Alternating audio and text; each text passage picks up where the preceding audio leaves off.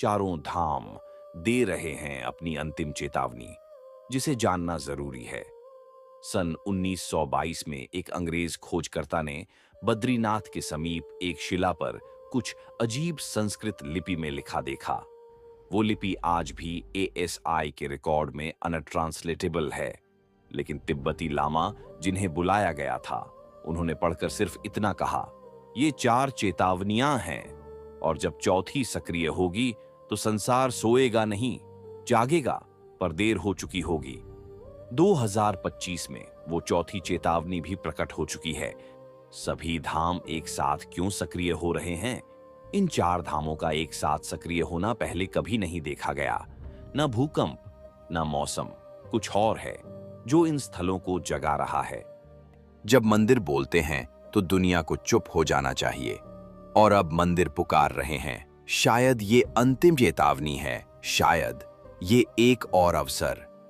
लेकिन एक बार जब ये पुकार मौन हो गई, तब शायद देवताओं का भी मौन टूटेगा, और फिर कुछ नहीं रुकेगा। सन 1984 में एक गुमनाम तांत्रिक की समाधि के दौरान अचानक उसने आंखें खोल दीं और सिर्फ 4 शब्द बोले, 4 दरवाजे बंद होंगे, फिर कुछ खुलेगा जो कभी बंद नहीं होगा।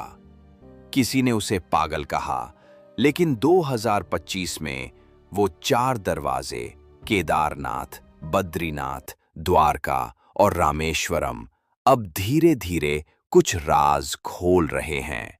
कुछ ऐसा राज जो न विज्ञान समझ पा रहा है, न धर्मशास्त्र रोक पा रहा है। क्या हम उस अनदेखे दरवाजे के सामने खड़े हैं और जान नहीं पा रहे? क्या ये महज प्राकृतिक घटनाएं हैं या किसी दिव्य शक्ति की भविष्यवाणी? जब चारों धाम एक साथ सक्रिय हो जाएं, तो पुराण कहते हैं, धर्म के स्तंभ हिलने लगते हैं और धर्मराज स्वयं धरती पर उतरते हैं। क्या कल की अवतार का मार्ग बन रहा है? चारों धाम अब मौन नहीं हैं, वे बोल रहे हैं। ये चेतावनी है, अंतिम चेतावनी। क्या हम तैयार हैं? क्या आप तैयार हैं? वैज्ञानिक इसे संयोग मान रहे हैं, पर संत इसे अंत की पुकार कहते हैं। कुछ रहस्यवादी इसे अंतिम सामंजस्य कह रहे हैं, जहां चारों धाम एक साथ ब्रह्मांडीय ऊर्जा को केंद्रित करेंगे। क्या आपने कभी सोचा है कि चारों धाम केदारनाथ, बद्रीनाथ, द्वारका और रामेश्वरम के भीतर छिपे संकेत अब तेजी से प्रकट हो रहे हैं? क्या ये हमारे विनाश की अंतिम चेतावनी है? क्या भगवान खुद हमें संकेत दे रहे हैं कि कलयुग अपने अंतिम चरण में है? आज हम आपको वो बताएंगे जो प्राचीन ग्रंथों में लिखा था और अब वो सच होता दिख रहा है। वह कौन सी चेतावनी है जो चारों धामों से मिल रही है? आइए जानते हैं। नंबर 1, बद्रीनाथ के कपाट का 2 बार खुलना। बद्रीनाथ का कपाट वर्ष में 1 बार खुलता था, लेकिन 2025 में मौसम ने पुजारियों को मजबूर किया कि वे द्वार 2 बार खोलें, क्योंकि मंदिर परिसर में 108 दीपक अपने आप जल उठे थे। कैमरों ने एक अदृश्य आकृति को मंदिर की दीवारों पर घूमते हुए रिकॉर्ड किया, और वहीं लिखा मिला एक वाक्य, विष्णु जाग चुके हैं, अब निंद्रा नहीं शेष है। भगवान विष्णु का धाम बद्रीनाथ, जहां हाल ही में जमीन में अनोखी दरारें देखी गईं। स्थानीय लोग कहते हैं कि पहाड़ अब सांस ले रहे हैं। नंबर 2, केदारनाथ मंदिर के भीतर का रहस्य क्या आप जानते हैं? केदारनाथ मंदिर के भीतर एक रहस्य है जो केवल पुजारियों की अंतिम पीढ़ी को बताया जाता है। हर साल मई की एक रात मंदिर में 1 घंटी 3 बार बजती है, लेकिन पिछले साल वो 4 बार बजी। स्थानीय संतों का कहना है, चौथी घंटी का अर्थ है शिव का तांडव संकेत। 2025 में वहां एक साधु ने समाधि के दौरान कहा था, तांडव अब सिर्फ नृत्य नहीं, निर्णय है। 2013 की त्रासदी महज एक संयोग थी या कोई चेतावनी? केदारनाथ मंदिर, जो हजारों वर्षों से अडिग खड़ा है, उसके चारों ओर तबाही मची, लेकिन मंदिर बच गया। क्यों?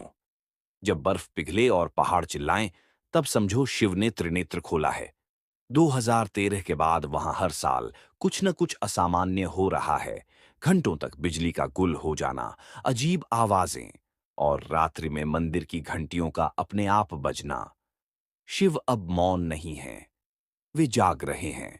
नंबर 3, द्वारका की समुद्र भाषा। समुद्र के भीतर सोनार स्कैन में हाल ही में एक कंपन मिली जो मानव हृदय की धड़कन जैसी थी। ये कंपन सीधी द्वारका के नीचे से आ रही थी।